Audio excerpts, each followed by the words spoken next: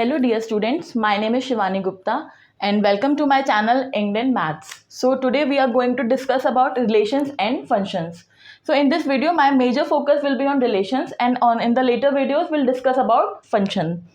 तो सबसे पहले हमें ये देखना है व्हाट इज रिलेशंस. सो जैसे हम रियल लाइफ में देखते हैं दो लोग आपस में रिलेटेड होते हैं, कनेक्टेड होते हैं थ्रू सम रिलेशन, जैसे कि ये आपकी मम्मी है, पापा हैं, फ्रेंड्स हैं, भाई है, बहन है, ठीक है.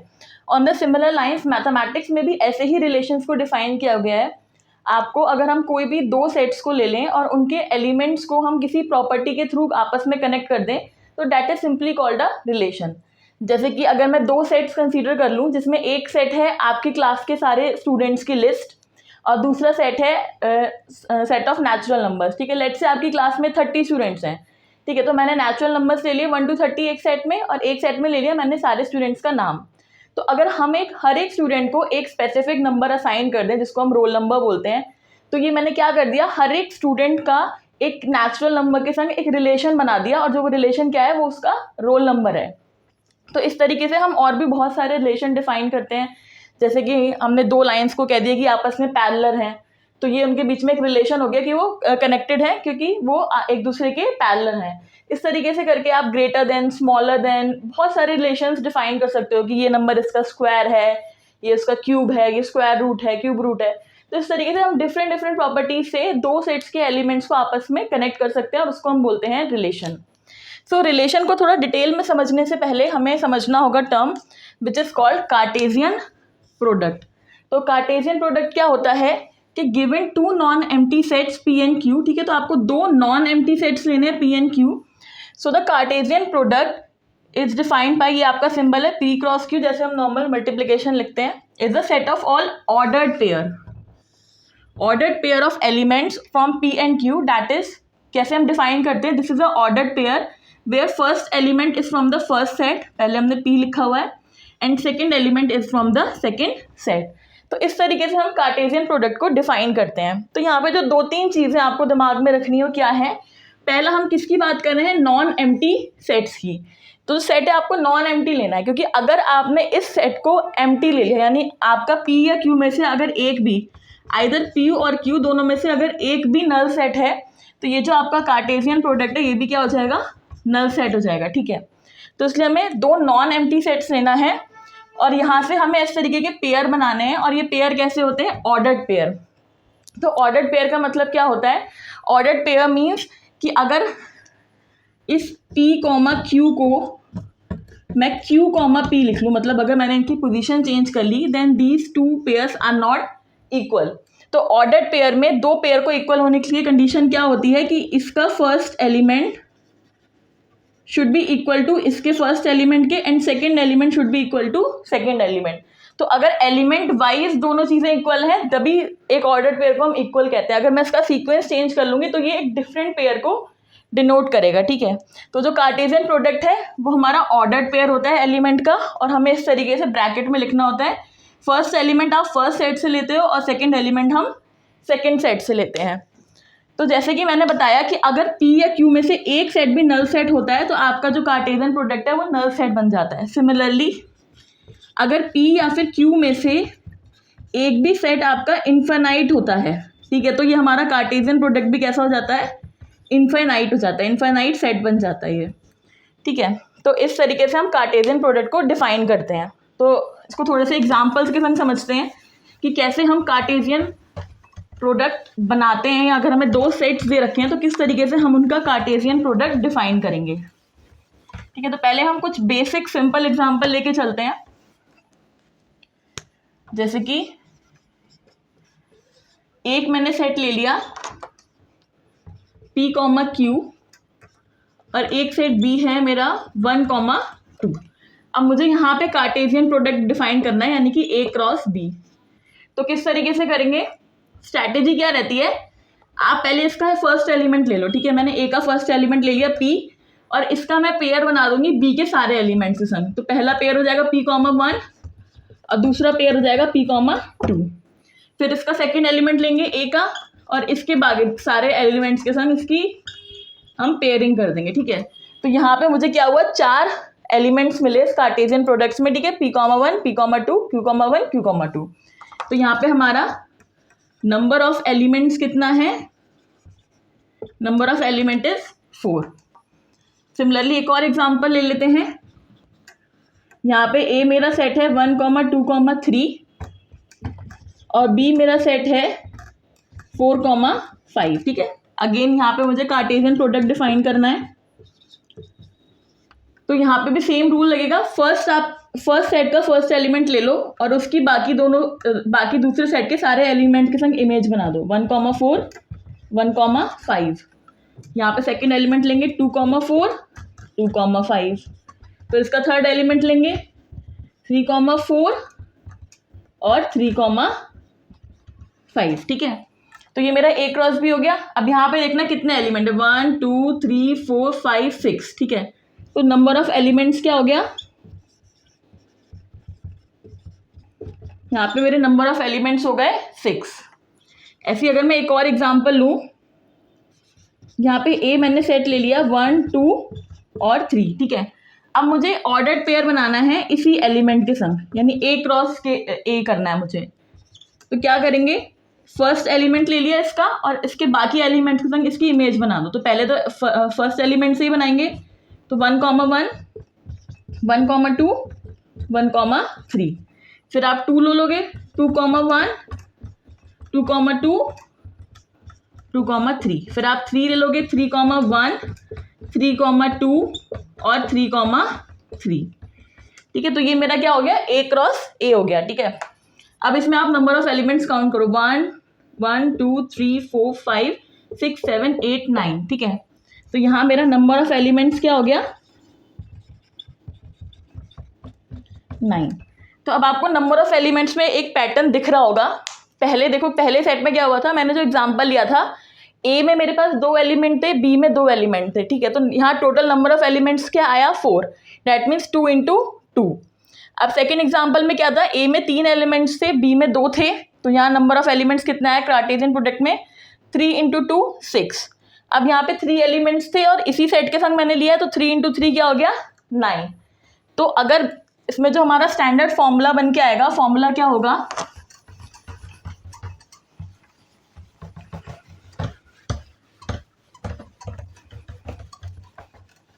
सो फॉर्मूला कैसे डिफाइन करेंगे हम, if number of elements in set A is P and number of elements in set B is Q, then number of elements in their Cartesian product is P × Q। ठीक है, तो simply जो भी cardinality या जो number of elements हैं दोनों sets में, उनका आप प्रोडक्ट कर दोगे तो you will get the total number of elements in their Cartesian product. ठीक है, एक इसमें सिंपल सा एग्जांपल देखते हैं।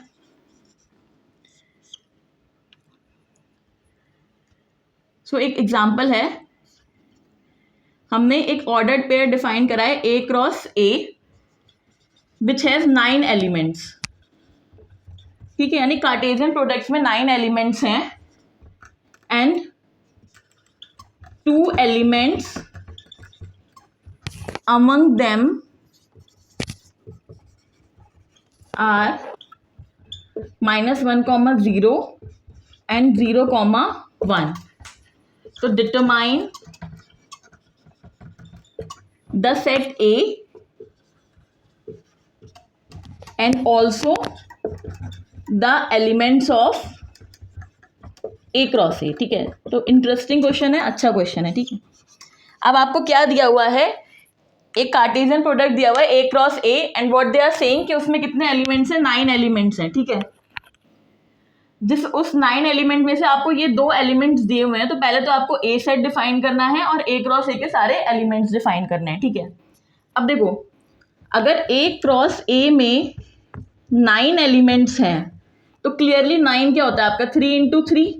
तो इससे आपको यहाँ पे क्या निकल आया कि number of elements in set ए कितना होगा, 3 एलिमेंट्स होंगे।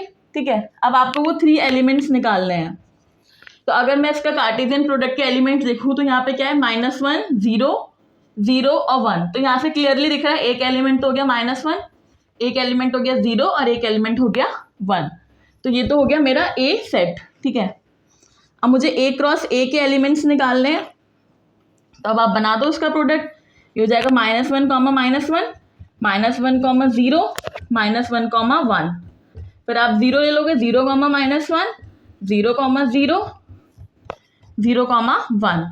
फिर हो गया 1, -1, 1, 0 एंड 1, 1। तो इस तरीके से मैंने इस सेट के 9 एलिमेंट्स को डिफाइन कर दिया। ठीक है, तो सिंपल क्वेश्चन है, आपको कार्टेशियन प्रोडक्ट्स के टोटल एलिमेंट दिए थे, तो वहां से आपको सेट के एलिमेंट्स निकाल सकते हो, और सेट मिल गया, उससे हमने उसका प्रोडक्ट कार्टेशियन प्रोडक्ट डिफाइन कर दिया। ठीक है, ऐसे अब हम कुछ और क्वेश्चंस देखते हैं रिलेटेड टू कार्टेशियन प्रोडक्ट।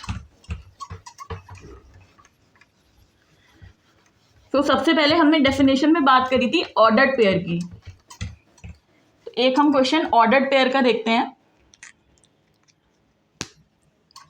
तो आपको क्वेश्चन गिवन है, if x/3 + 1 and y-2/3 is equals to 1/3 and 2/3, then find x and y। ठीक है, सिंपल क्वेश्चन है।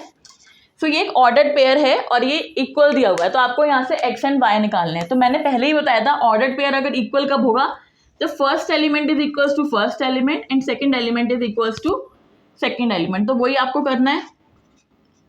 तो x/3 + 1 इज इक्वल्स टू 1/3 और y-2/3 इज इक्वल्स टू 2/3। ठीक है, तो इसको सॉल्व कर दो and you will get x and y।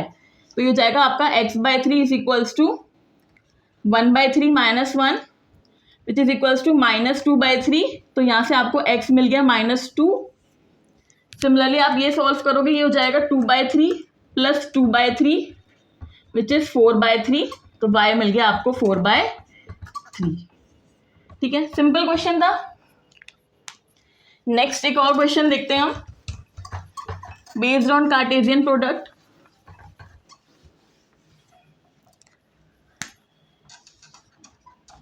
सो एक ए सेट डिफाइन करा गया है 1, 2। ठीक है, और बी सेट है 1, 2, 3 एंड 4। सिमिलरली सी सेट आपको गिवन है 5, 6 और डी सेट गिवन है 5, 6, 7 एंड 8। ठीक है, अब यहाँ पे आपसे दो प्रॉपर्टीज पूछी हैं। First one is A product B intersection C is equals to A Cartesian product B intersection A Cartesian product C. First तो आपको ये रिजल्ट प्रूफ करना है और सेकंड आपको ये शो करना है कि A product C is the subset of B product D. ठीक है, तो ये आपका क्वेश्चन है और आपको ये दो चीज़ें दिखानी है। तो पहले हम फर्स्ट वाला पार्ट देखते हैं। तो हमें ये दो स्टेटमेंट्स को इक्वल दिखाना है। तो सिमिलरली हम पहले LHS निकालेंगे, फिर RHS निकालेंगे और दोनों हमारा इक्वल आना चाहिए। तो अगर मैं LHS की बात करूँ, सबसे पहले तो मुझे निकालना है B इंटरसेक्शन C। ठीक है, तो B इंटरसेक्शन C, तो हम पहले ही वीडियोस में मैं डिस्कस कर चुकी प्रॉपर्टीज ऑफ सेट्स के बारे में। ठीक है, अगर किसी को कोई भी डाउट हो तो आप मेरे चैनल पे देख सकते हो कि ये ऑपरेशंस को हम किस तरीके से डिफाइन करते हैं। तो what is basically B intersection C, B और C के कॉमन एलिमेंट्स। ठीक है, अगर हम सेट को गौर से देखें, B में क्या है 1, 2, 3, 4 और C में क्या है 5 और 6, तो यहाँ पे कुछ भी कॉमन नहीं है। तो B इंटरसेक्शन C आपको क्या मिलेगा, एक एम्प्टी सेट। ठीक है, कुछ भी यहाँ कॉमन नहीं है। अब इसका आपको प्रोडक्ट लेना है A के संग। तो अभी हमने कार्टेशियन प्रोडक्ट्स में पढ़ा कि अगर दो सेट्स में से एक भी सेट अगर एम्प्टी सेट होता है तो उनका कार्टेशियन प्रोडक्ट भी कैसा आता है, एम्प्टी सेट। ठीक है, तो लेफ्ट हैंड साइड तो हमारी एम्प्टी सेट या नल सेट आया है। अब हम इसका राइट हैंड साइड देख लेते हैं। उसमें मुझे निकालना है A क्रॉस B। तो ये मेरा A सेट है, ये मेरा B सेट है। ठीक है, इसका देखते हैं हमारे पास क्या क्या एलिमेंट्स आएंगे। तो मैंने A का एलिमेंट ले लिया 1, इसकी पेयरिंग करूंगी मैं इनके सारे एलिमेंट के संग। तो 1, 1, 1, 2, 1, 3 एंड 1, 4। अब इसका सेकेंड एलिमेंट है 2, इसकी पेयरिंग कर देंगे B के सारे एलिमेंट के संग। 2, 1, 2, 2, 2, 3 एंड 2, 4। ठीक है, अब यहाँ पे दो एलिमेंट थे, यहाँ पे 4 एलिमेंट है। टोटल कितने एलिमेंट होने चाहिए, 4 × 2 8। तो काउंट कर लेते हैं 1, 2, 3, 4, 5, 6, 7, 8। ठीक है, तो बिल्कुल ठीक है, हमारा प्रोडक्ट 8 एलिमेंट्स आ गए। अब दूसरा क्या निकालना है, A intersection C, sorry A Cartesian product C। ठीक है, तो ए और सी का देख लेते हैं। सो ए में 2 एलिमेंट्स हैं आपके और सी में 2 एलिमेंट हैं, तो ये हो जाएगा आपका 1,5 1,6 और इसका दूसरा एलिमेंट ले लो 2,5 एंड 2,6। ठीक है, अब यहाँ पे देखो, यहाँ 2 एलिमेंट है, यहाँ 2 एलिमेंट है, तो ये क्या हो जाएगा 2 × 2 4 एलिमेंट्स होने चाहिए, तो 4 एलिमेंट्स हैं। अब हमें क्या लेना है, ए क्रॉस बी का इंटरसेक्शन ए क्रॉस सी से। अब देखो ये इंटरसेक्शन में क्या क्या कॉमन है, ए क्रॉस बी में एलिमेंट है 1 1 1 2 1 3 1 4 और ये सारे, और ये है सी के ए क्रॉस सी के एलिमेंट। अब आप देखो इन दोनों में से क्या आपको कोई भी एलिमेंट कॉमन दिख रहा है? ठीक है, मुझे इसमें से कोई भी एलिमेंट कॉमन नहीं दिख रहा है, तो इनका इंटरसेक्शन क्या आएगा, एम्प्टी सेट 5। तो यहाँ से हमें क्या मिल गया, यहाँ भी 5 आया था, यहाँ भी 5 आया है, तो यहाँ से हमें क्या मिल गया, left hand side is equals to right hand side. ठीक है, तो ये हमने प्रूफ कर दिया है, तो हमारा फर्स्ट पार्ट हो गया है। Now we move on to second part. ठीक है, सेकेंड पार्ट क्या है मेरा, ए इंटरसेक्शन सी को मुझे दिखाना है कि सबसेट है किसका, बी इंटरसेक्शन डी का। तो देखो ए कार्टेशियन प्रोडक्ट सी तो हम ऑलरेडी निकाल चुके हैं, तो उसको मुझे निकालने की जरूरत नहीं है, तो मैं बी कार्टेशियन प्रोडक्ट डी निकालूंगी और वहां से मैं देख लूंगी अगर ए कार्टेशियन प्रोडक्ट सी के सारे elements B Cartesian product D में आते होंगे तो वो उसका सबसेट बन जाएगा, अदरवाइज नहीं होगा। ठीक है, तो यहाँ करो बी और डी का आपको करना है, तो बी का मैंने फर्स्ट एलिमेंट लिया, इसकी पेयरिंग इसके सारे एलिमेंट्स के संग कर देंगे, 1,5 1,6 1,7 एंड 1,8। अब 2 से कर देंगे 2,5 2,6 2,7 एंड 2,8। नाउ 3 से आप करोगे 3,5 3,6 3,7 एंड 3,8। अब आप 4 से करोगे 4,5 4,6 4,7 एंड 4,8। ठीक है, तो ये बन गया मेरे पेयर। यहाँ पे 4 एलिमेंट्स थे, यहाँ पे 4 एलिमेंट्स थे, टोटल 16 होने चाहिए। ठीक है, 1 2 3 4 5 6 7 8 9 10 11 12 13 14 15 16 एलिमेंट्स हो गए हैं। अब मुझे चेक करना है whether this A cross C is the subset of this. तो सबसेट की डेफिनेशन क्या होती है, इसके सारे एलिमेंट्स इसमें होने चाहिए। तो लेट्स चेक, पहला एलिमेंट है 1,5, तो 1,5 है, दूसरा है 1,6, तो 1,6 है, दूसरा है 2,5 2,5 है एंड 2,6, तो ये भी है। ठीक है, तो इसके सारे एलिमेंट्स इसमें हैं, तो ये क्या इंप्लाई करता है कि this A cross C is the subset of B cross D.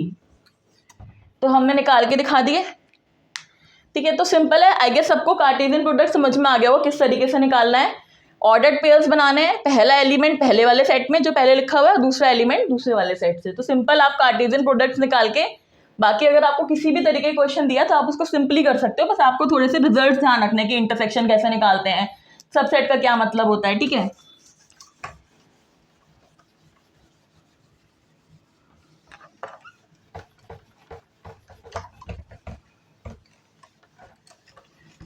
सो ये हमारा कार्टेशियन प्रोडक्ट का कॉन्सेप्ट हो गया।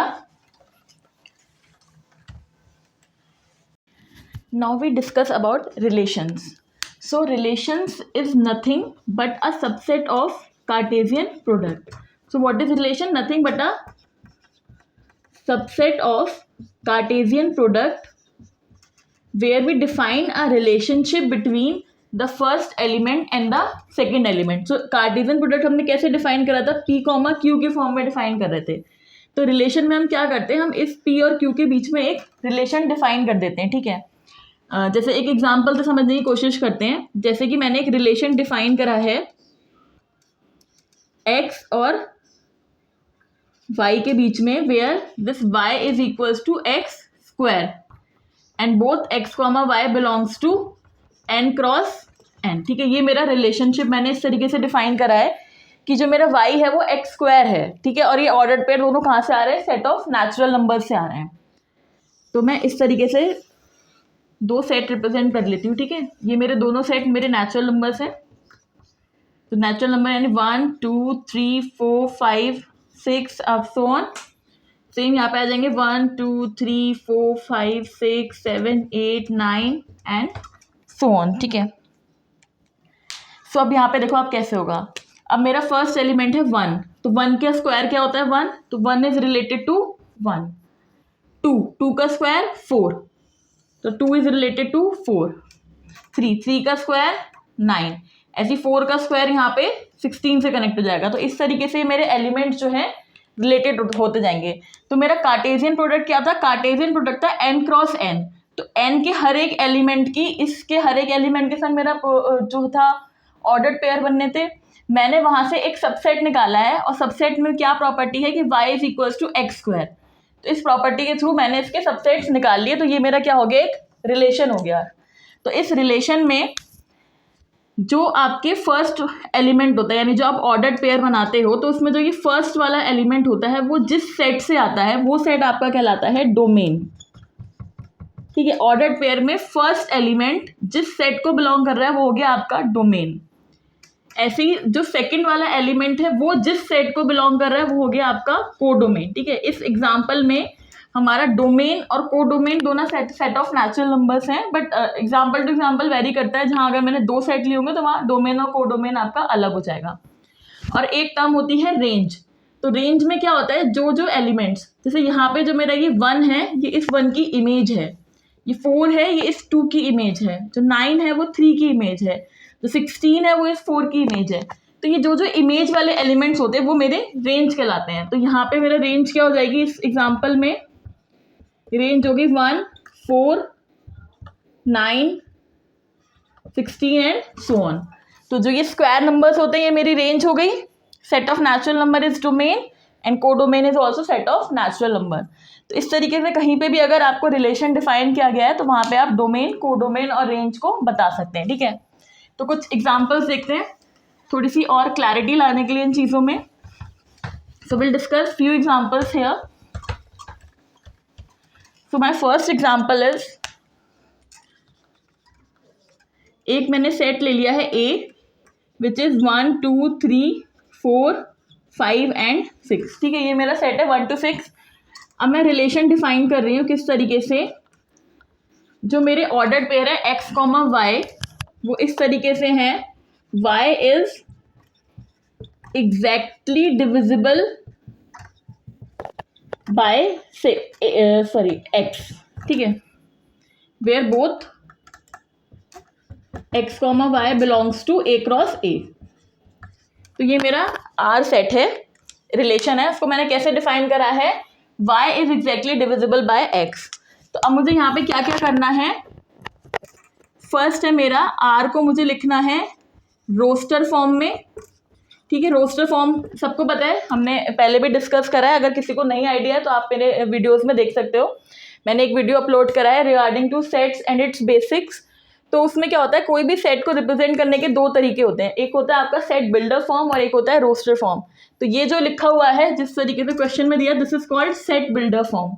और जो हमसे पूछा गया है वो पूछा है कि आपको आर को रोस्टर फॉर्म में लिखना है। और नेक्स्ट आपको बताना है डोमेन, कोडोमेन एंड रेंज, ये आपको डिफाइन करने हैं, ठीक है। तो ये 2 चीजें हमें बतानी है। तो सबसे पहले हम आर को लिखेंगे किसमें, रोस्टर फॉर्म में। अब रोस्टर फॉर्म में यानी कि आपको हर एक एलिमेंट्स को अलग अलग लिखना है कॉमा लगा के। तो पहला एलिमेंट देखती हूँ मैं। अब मेरा पहला एलिमेंट है यहाँ पे 1, ठीक है। 1 का पेयर किस किस के संग बनेगा, तो पहले आपको यहाँ पे 2-3 चीजें ध्यान रखनी है। पहली चीज ये है कि every element is divisible by itself, ठीक है। हर एक नंबर खुद से डिविजिबल होता है, तो 1 और 1 का पेयर तो बनेगा ही बनेगा, क्योंकि 1 इज डिविजिबल बाय 1। अब दूसरा रिजल्ट क्या है, every number is divisible bye 1। तो चाहे 2 है, 3 है, 4 है, 5 है, 6 है, सारे नंबर 1 से डिविजिबल हैं। तो 1 के संग तो इनका पेयर बन ही जाएगा, ठीक है। 1, 2 का मतलब क्या हो गया, 2 इज एग्जैक्टली डिविजिबल बाय 1।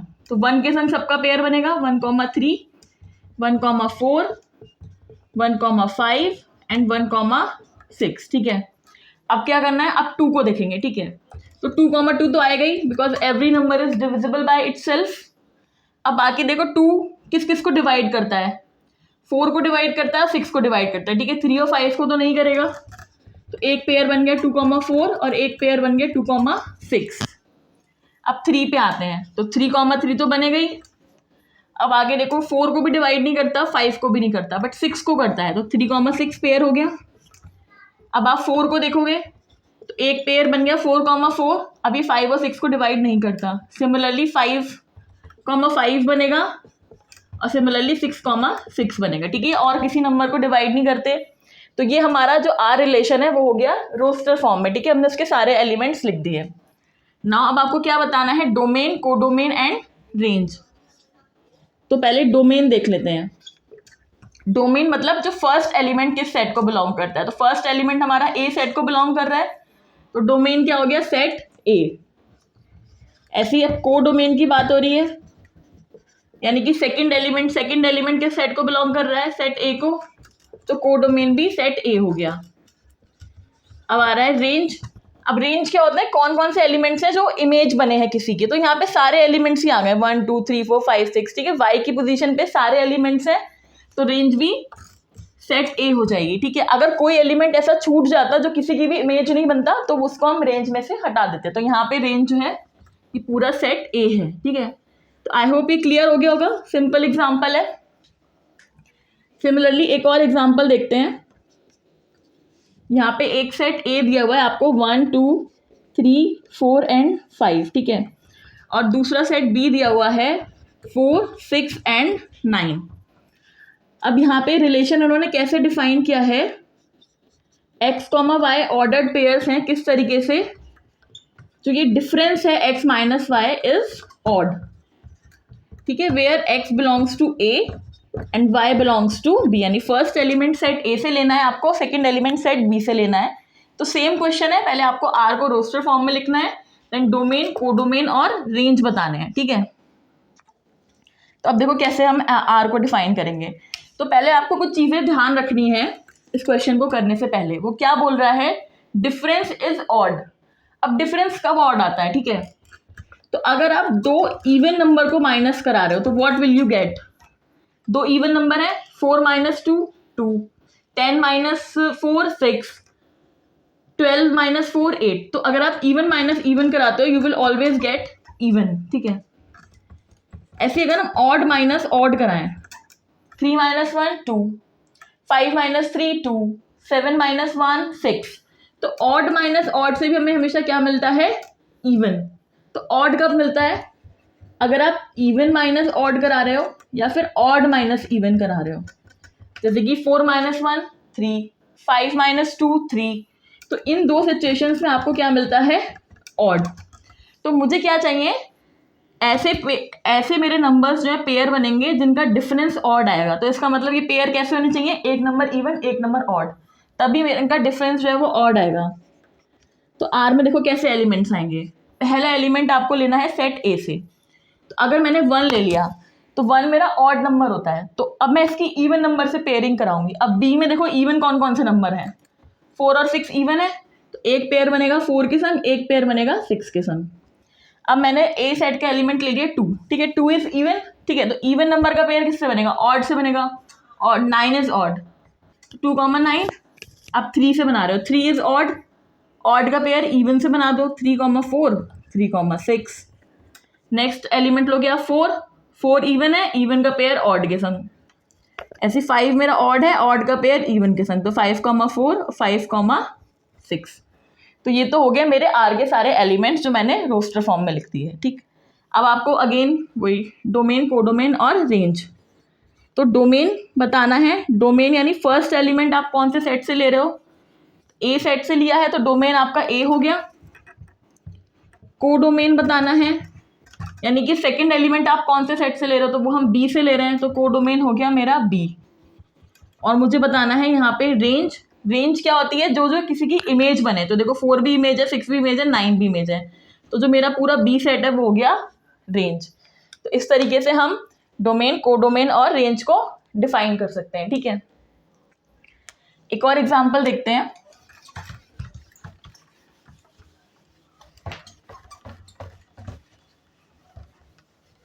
तो जो नेक्स्ट एग्जांपल है वो भी सिंपल है, बट वहां पे थोड़ा सा डोमेन का कॉन्सेप्ट डिफरेंट है, तो हम देखते हैं कैसे हम इसको कंसीडर करेंगे। सो ये एग्जाम्पल है, इसमें जो सेट ए है वो 1 से लेके 14 तक के नंबर्स हैं इसमें, ठीक है। और यहाँ रिलेशन किस तरीके से डिफाइन है, x, y के पेयर्स हैं such that 3x minus Y is equals to 0 and this x, y belongs to a cross a, यानी सेट a से ही आ रहे हैं दोनों के एलिमेंट्स, ठीक है। अब अगेन वही है, आपको R बताना है पहले रोस्टर फॉर्म में, then domain, codomain and range. तो देखते हैं यहाँ पे हो क्या रहा है, 3x minus Y equals to 0 है, इसका मतलब y इक्वल्स टू 3x, इस टाइप के एलिमेंट लेने हैं, यानी x1 तो y3, x2 तो y6, ठीक है, ऐसे एलिमेंट्स आएंगे। तो देखो आर सेट कैसे बनेगा, पहला x a से ही आएगा, तो 1 लिया मैंने, x1 y हो जाएगा 3 इंटू 1 यानी कि 3, x मैंने 2 लिया, 3 इंटू 2 y हो गया 6, x मैंने 3 लिया, y हो गया 3 इंटू 3 9, x मैंने 4 लिया तो y हो गया 3 इंटू 4 12। अब x में 5 लूंगी, ठीक है, तो ये हो जाएगा 5 इंटू 3 15, बट 15 ए सेट में बिलोंग नहीं कर रहा है, और जो y एलिमेंट है वो भी सेट ए से आ रहा है, इसका मतलब 5,15 का पेयर पॉसिबल ही नहीं है। तो मेरे R में सिर्फ यहीं तक एलिमेंट्स आएंगे, ठीक है, तो ये 4 एलिमेंट्स रहेंगे रिलेशन में। नाउ अब मुझे क्या क्या बताना है, डोमेन, कोडोमेन एंड रेंज, ठीक है। अब डोमेन क्या था हमारा, फर्स्ट एलिमेंट जिस सेट से आ रहा है that is called domain, but जो हमारा गिवन रिलेशन है उसमें हम सिर्फ 4 सेट्स के लिए हम इमेज निकाल पा रहे हैं, बाकी सेट्स के लिए हम इमेज नहीं निकाल पा रहे हैं due to this relationship of this image. तो मेरे डोमेन में क्या होगा, सिर्फ जिन जिन नंबर्स के लिए आप इमेज डिफाइन कर पा रहे हो सिर्फ वही नंबर्स आएंगे डोमेन में, ठीक है। अभी तक जो हमने प्रीवियस एग्जांपल डिस्कस करे उसमें डोमेन के हर एक एलिमेंट के लिए आप इमेज डिफाइन कर पा रहे थे, तो वो पूरा सेट हमारा डोमेन हो जाता था, बट यहाँ पे आप सिर्फ इस डोमेन के 4 एलिमेंट्स के लिए इमेज निकाल पा रहे हो, तो ये 1 2 3 4 हो गया आपका डोमेन, ठीक है। अब कोडोमेन क्या होता है, ये वाला एलिमेंट जिस सेट से आ रहा है, तो ये तो मेरा पूरा ए सेट रहेगा ही रहेगा, ठीक है। रेंज क्या होती है, जो जो आपकी इमेज बन रही है, तो इमेज क्या बन रहा है 3 6 9 और 12, ठीक है। आई होप ये क्लियर हो गया होगा, डोमेन, कोडोमेन और रेंज। तो इस तरीके से आपको कोई भी क्वेश्चन गिवन होगा तो वहां पे आप इनको फाइंड आउट कर सकते हो। नेक्स्ट और जो लास्ट कॉन्सेप्ट हमें इसमें देखना है वो है हमारा नंबर ऑफ रिलेशंस का, ठीक है। तो अभी हमने कार्टेशियन प्रोडक्ट्स में देखा था कि अगर मान लो मेरे ए सेट में p एलिमेंट्स हैं और b सेट में q एलिमेंट्स हैं, तो जो मैं इनका कार्टेशियन प्रोडक्ट करूंगी तो उसमें कितने एलिमेंट्स आते हैं, p इंटू क्यू, ठीक है। अब मुझे देखना है नंबर ऑफ रिलेशंस। तो अगर आपने सबसेट का कॉन्सेप्ट पढ़ा होगा तो सबसेट में हमारा क्या हो रहा था, अगर मेरा ए सेट है उसमें मान लो n एलिमेंट्स हैं, तो जो मेरा नंबर ऑफ सबसेट्स आता है वो आता है 2 टू द पावर n, ठीक है। अभी मैंने क्या बताया था, relation is nothing but the subset of Cartesian product. तो अगर मेरे कार्टेशियन प्रोडक्ट में p इंटू क्यू एलिमेंट्स हैं, p क्यू एलिमेंट्स हैं, तो मेरे नंबर ऑफ रिलेशंस कितना होंगे, nothing but 2 to the power p Q. तो this is similar to the concept of number of subsets. So मैंने जो अपने सेट पे एक वीडियो अपलोड करा है रिगार्डिंग टू सेट्स, तो उसमें मैंने बहुत क्लियरली एक्सप्लेन करा है कि किस तरीके से ये प्रूफ आता है। वहाँ पे हमने 2 मेथड डिस्कस करे हैं, one is counting method and another one is combinatorial method. दोनों से हमने डिस्कस करा है कि ये number of subset 2 to the power n किस तरीके से आता है। सिमिलर लाइन से आप यहाँ पे भी प्रूफ कर सकते हो कि number of relation 2 to the power p Q आता है। So if you are interested in proof तो आप वो वीडियो देख सकते हो। सो वहाँ से you will get the idea कि इसको कैसे प्रूफ करना है। अब फॉर्मूला आपके सामने है, तो कुछ सिंपल क्वेश्चंस बनते हैं, जैसे कि मैं आपको एक एग्जांपल डिस्कस कर दूं। जैसे मेरा एक ए सेट है PQRS और एक मेरा बी सेट है ABC, ठीक है। अब आपसे यहाँ पे पूछा जाएगा कि नंबर ऑफ रिलेशन कितने बनेंगे, तो सिंपल है, ए सेट में there are 4 elements, B set में there are 3 elements, so Cartesian product में there will be 4 into 3, that means 12 elements. So मेरे नंबर ऑफ रिलेशंस क्या हो जाएगा, 2 टू द पावर 12। तो 2 टू द पावर 12 रिलेशंस हम इसमें डिफाइन कर सकते हैं, ठीक है। ऐसे एक और लास्ट क्वेश्चन है that I am going to discuss. that is also related to this number of relations. So the question is,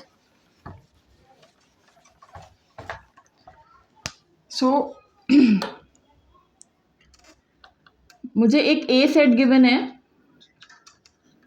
जिसमें 1 2 3 4 एलिमेंट्स हैं, और एक बी सेट गिवन है जिसमें ए कॉमा बी 2 एलिमेंट्स गिवन है, ठीक है। अब वो क्या पूछ रहे हैं आपसे, नंबर ऑफ रिलेशंस हैविंग 3 और मोर देन 3 एलिमेंट्स।